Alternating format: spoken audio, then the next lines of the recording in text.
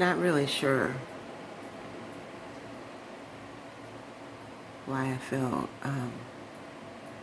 moved to do this, but I just feel like I need to and I want to because of how I felt waking up this morning.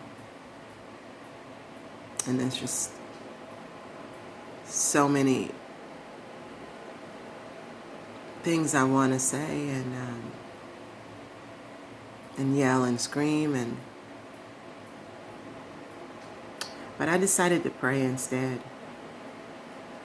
And I started talking to the Creator about my feelings. Not the world, not the circumstances and our situations right now so much as what's happening with me and how I'm responding. And I remembered a poem that I wrote. Oh my gosh, I can't even believe I can remember it word for word. But I'm going to recite it because I wrote it when I was 12. And I remember having a pen pal in prison at 12 years old. I just was always curious about people, and I wanted to talk to somebody who was actually in jail. And just like I used to run into the convalescent hospitals and talk to the elderly because I've always loved elderly people. Always just felt like I just wanted to talk to people. Really, really bad people. Not bad people, but people who have done really bad things. I just wanted to talk, and I never understood why I've always been pulled like a magnet to people that are just toxic.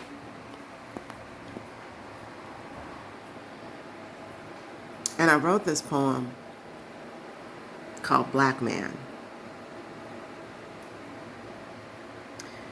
And here it is. You've been a slave and so much more. Hard work you gave, you scrubbed their floors. When you walk on the streets, your color is made fun. Your life never feels complete, and it's just begun. You get whipped every day. Your children were sold yesterday. You try to do the best you can, but you're not a person. You're just a black man. I wrote that when I was 12 years old because as I started learning about history, it just kind of always felt like something was missing.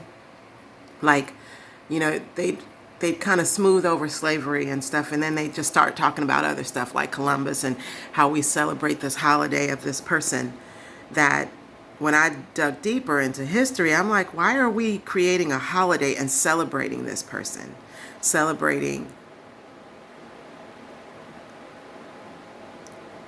history, but smoothing over all the bad stuff, like the fact that this country was built based on the labor of slaves.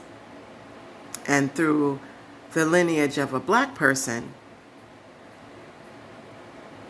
history is a whole lot different. Through the lineage of a white person, the lineage is different. And I was just having this conversation with somebody about, how, they talked about I'm the 13th generation, blah, blah, blah. And I was like, wow, that must be nice to be able to do that. Because, our lineage, my lineage breaks. There's a break. So much is in the air right now. The statement, you are never mad and angry for the reason that you think is fact. So people that are in judgment about things that you don't understand, stop that. To understand dysfunction, you got to sink low enough to a dysfunctional state of mind to understand it. You don't need to understand it. But what you need to do is figure out ways that you can help. Remembering the goodness that you are inside is the best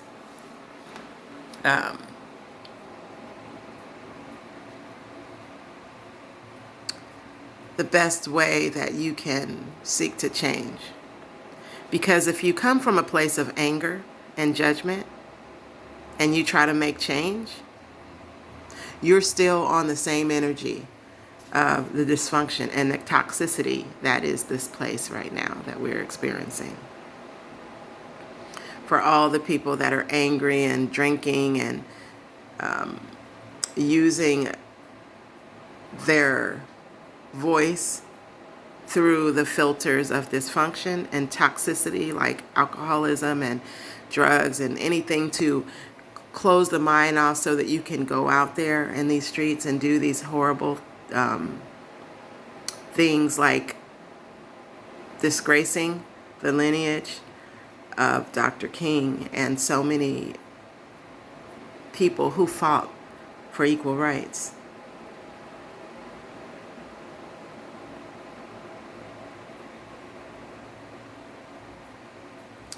Stop that. There's a better way to make change, and it's not through hatred.